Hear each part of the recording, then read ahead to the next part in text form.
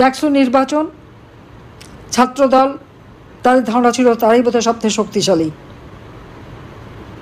এই জামাত শিবিরকে নিয়ে তাদেরই তো ওঠা বসা, এবং চক্রান্ত করে ছাত্রলীগকে নিষিদ্ধ করা হলো। আর তার ফলাফলটা কি? জাকসু সব জায়গায় আজকে শিবিরের দৌরাত্ম। শিবির সব, যে বাংলাদেশের জন্য প্রাচ্যের অক্সফোর্ড খ্যাত ঢাকা বিশ্ববিদ্যালয় অসাম্প্রদায়িক চেতনার একটা জায়গা। বাংলাদেশের প্রতিটি আন্দোলনে, যেখানে এই আন্দোলন শুরু এবং এখানকার আন্দোলনের সূতিকাগার হচ্ছে ঢাকা বিশ্ববিদ্যালয়, আজকে সেই বিশ্ববিদ্যালয় স্বাধীনতা বিরোধী চক্রের হাতে। এর থেকে দুঃখের আর কি, এর থেকে লজ্জার আর কি আছে? অথচ ইউনূসের কিন্তু এ ব্যাপারে কোনো বিকার নাই। এদেরকেই সে তুলে এনেছে সামনে। কাজে আজকে আওয়ামী লীগের যত নেতাকর্মী, মুক্তিযোদ্ধা, অসাম্প্রদায়িক চেতনায় যারা বিশ্বাস করে, ধর্ম বর্ণ নির্বিশেষে সকলের অধিকার বিশ্বাস করে, তাদের সবাইকে এক হতে হবে এবং যা কিছু আছে তাই নিয়ে এদের মোকাবেলার জন্য প্রস্তুত থাকতে হবে। কারণ দেশের মানুষকে রক্ষা করতে হবে। সময়ের কারণে হয়তো আমি সরে আসতে বাধ্য হয়েছিলাম, কিন্তু আমি তো সরে আসার লোক না, আপনারা জানেন। আমি সরে গেলে যদি মানুষ হত্যা কমে যায়, কারণ আমি চাই না এদেশের মানুষ এভাবে মারা যাক। কিন্তু কি হলো, এই মানুষকে হত্যা করা তো থামেনি। আওয়ামী লীগের অগণিত নেতা কর্মী একেবারে তৃণমূল পর্যায় থেকে যেভাবে একের পর এক তাদের উপর আক্রমণ, হত্যা, নির্যাতন, নারী শিশু কেউই রেহাই পাচ্ছে না। অবৈধভাবে সংবিধান লঙ্ঘন করে ডক্টর মোহাম্মদ ইউনূস ক্ষমতা দখল করল। এই ক্ষমতার দখলটা সে কীভাবে করেছিল সেটা তার মুখ থেকেই বেরিয়ে গেল যে এই আন্দোলন কোনো ছাত্র জনতার আন্দোলন না, এটা ডক্টর মোহাম্মদ ইউনূসের মেটিকুলাস ডিজাইনে পরিচালিত মাস্টার মাইন্ড দ্বারা। বিল ক্লিন্টন ফাউন্ডেশন, যে ফাউন্ডেশনে তিনি মিলিয়ন মিলিয়ন ডলার অনুদান দিয়েছেন, উপহার দিয়েছেন, সেই বিল ক্লিন্টনের সামনেই মাস্টার মাইন্ডকে ডেকে মঞ্চে তুলে হাততালি দিয়ে তিনি বুঝালেন যে তার মেটিকুলাস ডিজাইন করে শেখ হাসিনাকে ক্ষমতা থেকে হটিয়ে সে ক্ষমতা দখল করেছে। কিন্তু শেখ হাসিনা তো জনগণের ভোটে নির্বাচিত ছিল, কিন্তু ইউনূস আসলো কীভাবে? তার কোনো জনগণের ম্যান্ডেটও নেই, সাংবিধানিক কোনো ভিত্তি নেই, তারপরে সে ক্ষমতা আছে। অস্ত্র, অর্থ এবং দেশ বিক্রির মুষ্টিলেখা দেশ আজকে ক্ষমতায় দখল করে বসে আছে। একমাত্র শত্রু তার চোখের সামনে হচ্ছে আওয়ামী লীগ আর মুক্তিযোদ্ধারা। কিন্তু এই শত্রু তো ছিল পাকিস্তান হানাদার বাহিনীর দৃষ্টিতে। ডক্টর মোহাম্মদ ইউনূস কেন?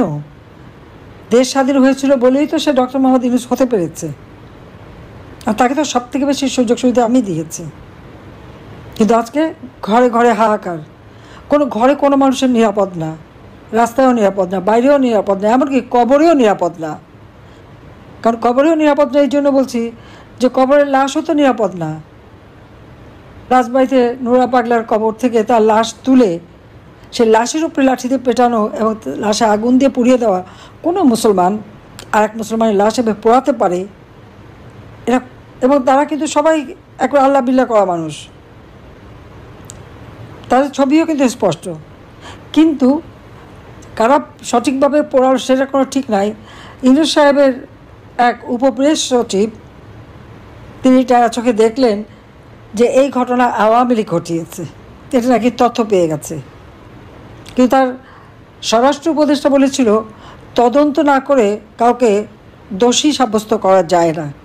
কিন্তু আওয়ামী লীগ নেতা কর্মীদের বিরুদ্ধে, আমি, রেহানা, আমাদের 5টা ছেলে মেয়ে, তাদের বিরুদ্ধে যখন মামলা দেওয়া হয়েছে, আওয়ামী লীগের অগণিত নেতা কর্মীর সাথে সাথে তাদের আত্মীয় পরিবার পরিজন, তাদের বিরুদ্ধে যখন মামলা দিয়ে আসামি করা হয়েছে, গ্রেপ্তার করে জেলখানায় নিয়ে হাত করা দিয়ে জেলখানায় নিয়ে যাওয়া, এমনকি প্রধান বিচারপতিকেও হাত করা দিয়ে গ্রেপ্তার করা, তদন্ত না করে এই তো তাদেরকে আসামি করা হলো।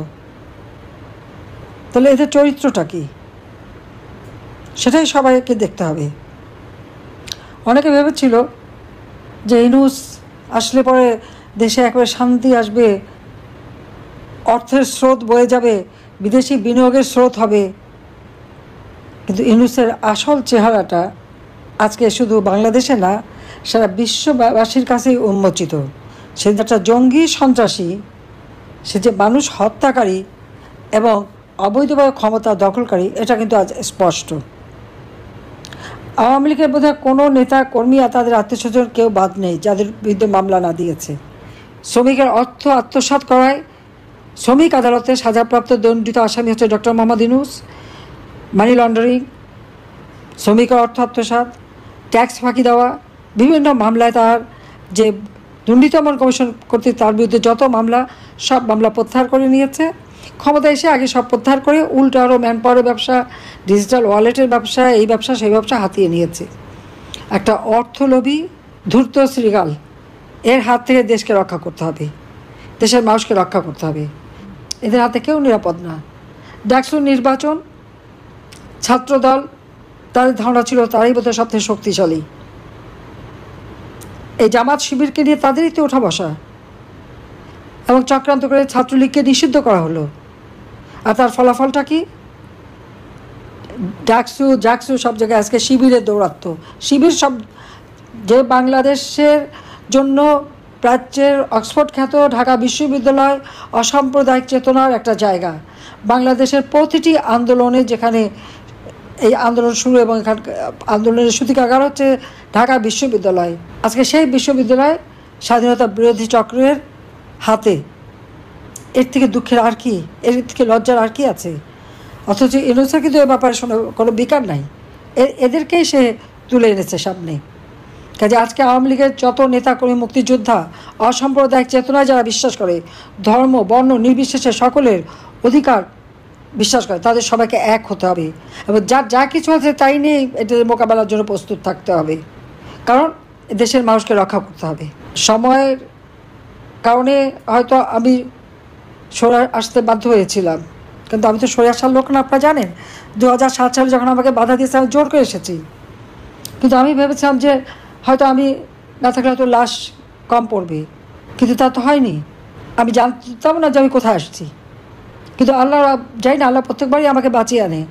21শে আগস্টের গ্রেনেড হামলা, কোটালীপাড়া সেই 76 কেজি বোমা, চট্টগ্রামের সরাসরি গুলি, এটা এক জায়গায় না, বারবার। সাতক্ষীরা কলারোয়াতে গাড়িতে আক্রমণ, ঈশ্বরদীতে ট্রেনে আক্রমণ, গোলাগুলি, সুমন, এরকম বহুবার মুখোমুখি হয়েছি।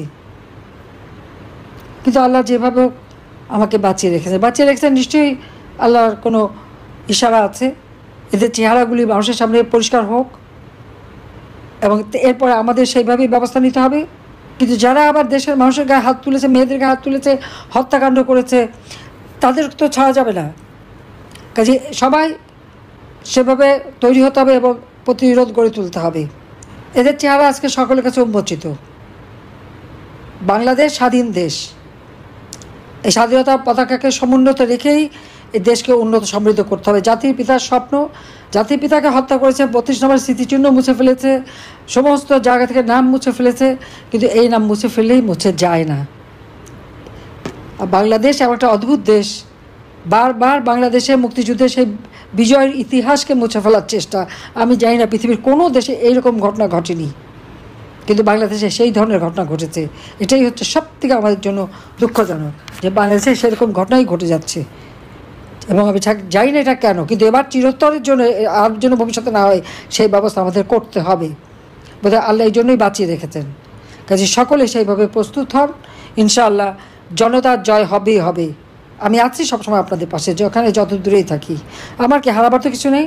বাবা মা ভাই সব হারিয়েছি, ঘর বাড়ি যা কিছু আমার না। আমার স্বামীর ঘর ছিল সুদর্শন, তাও ভেঙে ফেলেছে, আগুন দিয়ে পুড়িয়েছে। ছেলে মেয়েদেরও যা ছিল তাও পুড়ে ফেলেছে।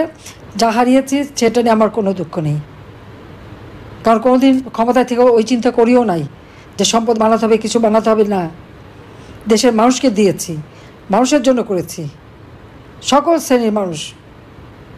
আমরা বয়স্ক ভাতা, বিধবা ভাতা যখন এবং আমাদের যে পারিবারিক কার্ড করে দিলাম টিসিবির, ওরা খুঁজে দেখতে গেছে ওখানে সব নাকি আওয়ামী লীগকে দিয়েছে। খুঁজতে যে দেখে 1 কোটি পরিবারের কার্ডের মধ্যে মাত্র 43 লক্ষ পেয়েছে যারা আওয়ামী লীগের সাথে সম্পৃক্ত, আর 57 লক্ষই আওয়ামী লীগ না। আমি যখন দেশ চালাই, আমি জাতির পিতার কন্যা, বাংলাদেশের প্রধানমন্ত্রী, বাংলাদেশের জনগণ দল মত নির্বিশেষে, ধর্ম বর্ণ নির্বিশেষে, লিঙ্গভেদে সকলের জন্য আমি কাজ করেছি, কাউকে বঞ্চিত করিনি। ভূমিহীন গৃহহীন মানুষকে যখন ঘর দিয়েছি, কে কোন দল করে সেটা দেখিনি, যে ভূমিহীন তাকেই দিয়েছি, এই উদার হস্তে দান করেছি। আর সেই মানুষগুলিকে আজকে কষ্ট দিচ্ছে, ঘরবাড়ি কেড়ে নিচ্ছে। এই অবস্থার থেকে মানুষকে বাঁচাতেই হবে। তার জন্য সকলে, এটাই আমার নির্দেশে, যা কিছু সবাই নিয়ে এখন মাঠে নামতে হবে, এদেরকে হটাতে হবে। এদেরকে হটানোর জন্য, আর যাদের ঘর বাড়ি দোকানপাট ব্যবসা প্রতিষ্ঠান যারা ভেঙেছে, লুটপাট করেছে, ধ্বংস করেছে, মেয়েদেরকে হাত তুলেছে, তাদেরকে উপযুক্ত শাস্তি যখন যেভাবে সুযোগ পাওয়া যায় সেইভাবেই দিতে হবে। গেরিলা যুদ্ধ করে বাংলাদেশ স্বাধীন করেছে, আমরা এটা মনে রাখতে হবে। ওরা মব সন্ত্রাস করেছে, আমাদের গেরিলা কায়দায় তার প্রতিকার করতে হবে। কাজে সেভাবেই সকলে তৈরি থাকেন। আমি এটুকু আবার বলবো যে আমি আছি, ইনশাল্লাহ জনতার জয় হবেই। জয় বাংলা, জয় বঙ্গবন্ধু, বাংলাদেশ চিরজীবী হোক। খোদা হাফিজ।